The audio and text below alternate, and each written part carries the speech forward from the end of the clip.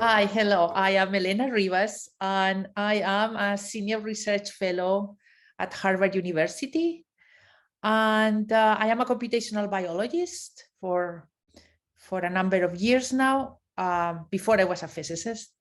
And my connection to Rfam is closely related to my connection to computational biology. It's about also 20 years since I started working in this field. And I have worked on designing methods for analyzing genomes.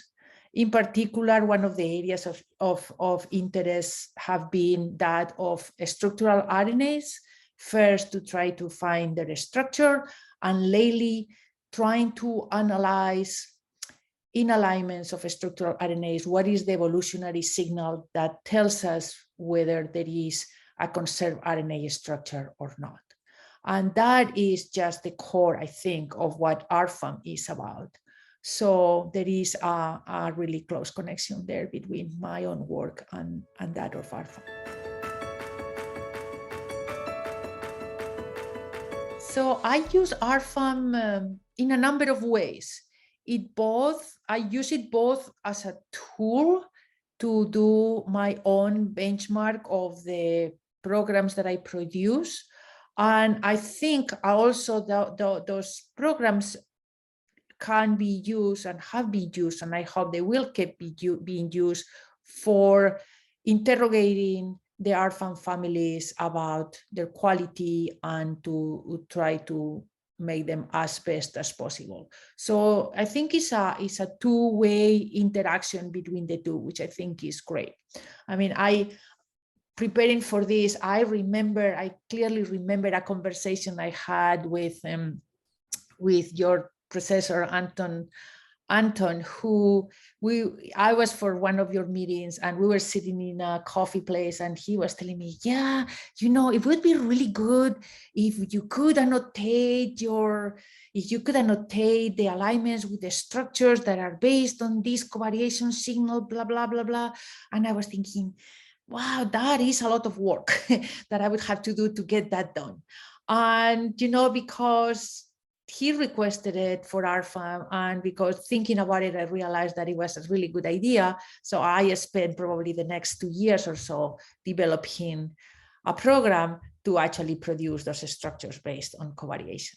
So that's a way in which I really felt grateful about having the support and the push from Rfam to my work.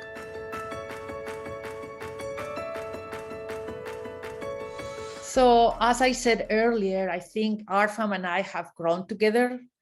I'm probably about to celebrate my 20 years working as a computational biologist. So I do remember it from the very beginning. I was going to check how many families it originally had, but I think it must be around 500 or a little bit fewer than that. I don't remember, but that's my recollection. So I have really seen it from beginning to end, and going from whatever few families they were at the beginning to the number of families that they are now, I think is a great improvement. Is something really beautiful to see.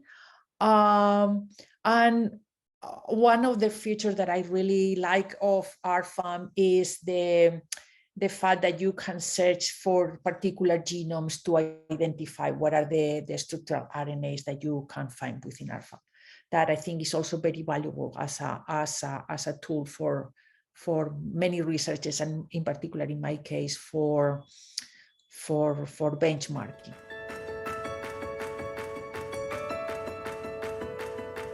I hope the future of Rfam is to do more of the same, better and faster. I think Rfam is an invaluable tool. For instance, there are many methods that use AI to try to approach the RNA problem from many different angles, and they need tons of data to train. And Rfam is the source for that.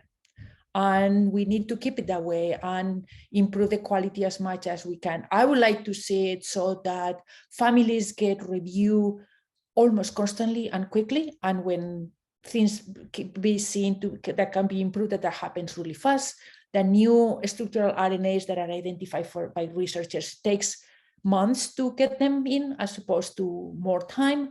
And also another area that I think is also very important, because it also connects with the data that people doing AI use, is the connection with PDB. There should be a super quick way of getting everything that goes to PDB, take those structures, build alignments, use that information to get better alignments, make so that the families for which there is PDB structures, the structure is taken from that, is inferred from that, as opposed to from whatever was the original way that the structure was produced. So those are the two areas in which I see quick and fast update of everything, and as many connections as possible with the source of true structures that we have. And I hope that it keeps doing that, because if nothing else, we want it to get bigger so that it really can be used for training models of RNA structure and RNA 3D structure prediction.